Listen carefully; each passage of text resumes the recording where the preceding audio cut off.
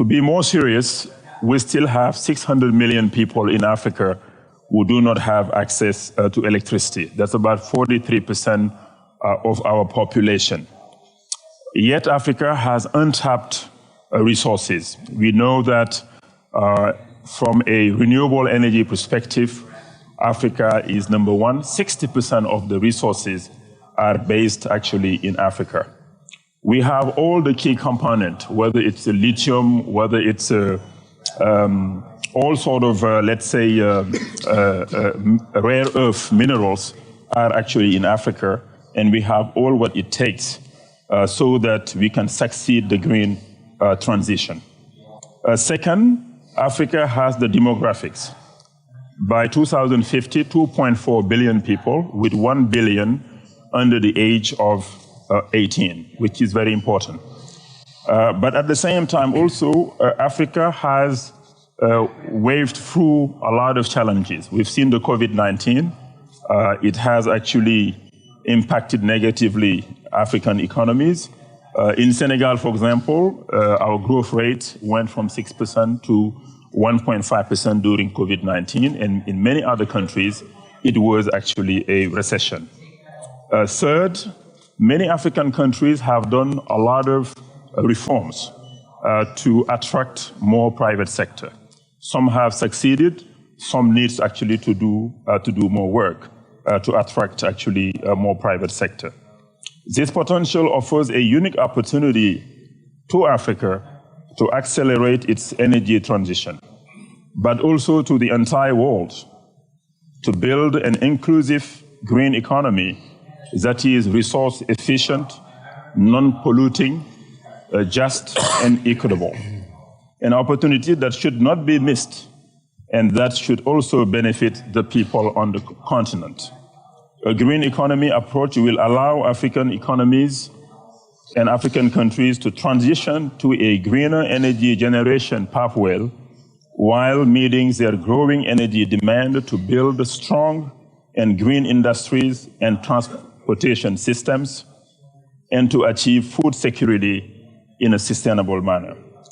For example, the falling renewable energy cost, with solar cost going from reduced by 80%, for example, and wind cost going down by 40%, offers an opportunity to produce huge quantities of green hydrogen from low-cost renewable electricity that will help industrialization, food security, and e-mobility while creating huge opportunities for investment and job creation.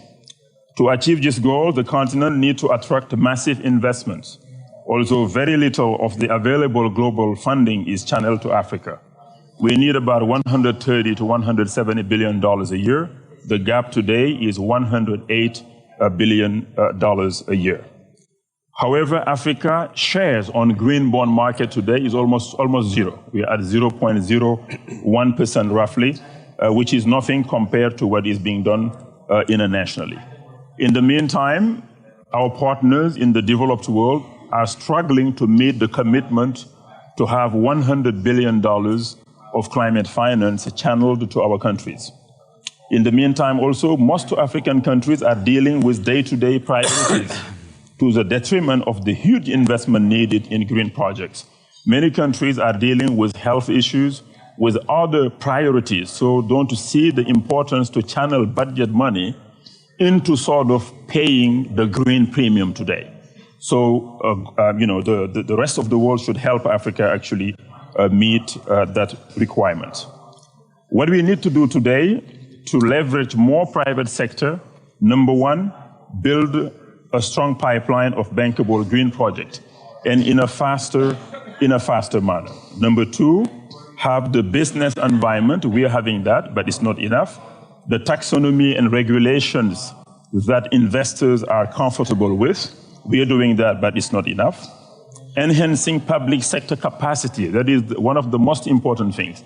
In many countries, you don't have the capacity to have, let's say, your energy transition plan, to set your priorities, to develop projects, to work with partners, raise money, let's say, from project development facilities so that you can build more bankable projects. So I think that is a critical success factor.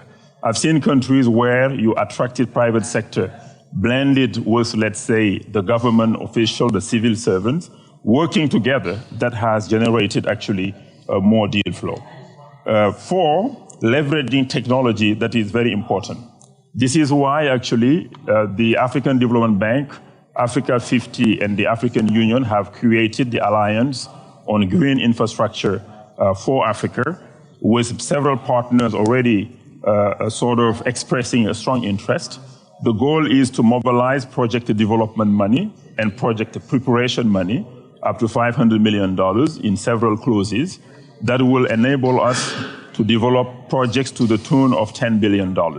So this is why we are here meeting some people, meeting the foundations as well, which will play a key role in helping us achieve this goal. One important milestone, one important objective and ambition of the Alliance is to really work with the government to facilitate project, fast-track everything, have the right meetings at the right level so that the decision makers set the priorities right. We see sometimes you have money, but the project is not moving. I've seen it while I was minister. I've seen it while I was the VP at the bank. So one of the key roles of the Alliance, my role also, will be to go to Africa, meet heads of state, ministers, and really narrow the priorities and say, to achieve the green transition, here are 1, 2, 3 things that we need to do, and the Alliance will help you finance them from a project preparation to development and project finance.